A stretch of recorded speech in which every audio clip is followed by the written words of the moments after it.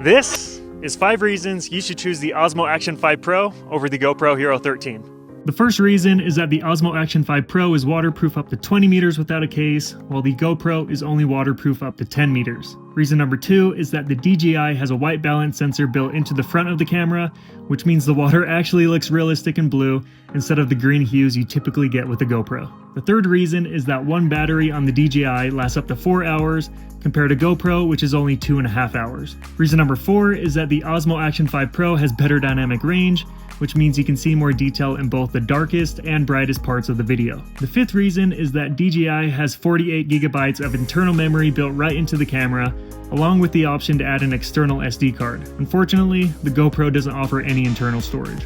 And bonus reason number 6, the DJI is only $349 compared to $399 for the GoPro. So if you enjoyed this video, please share it with a friend who needs to update their action camera.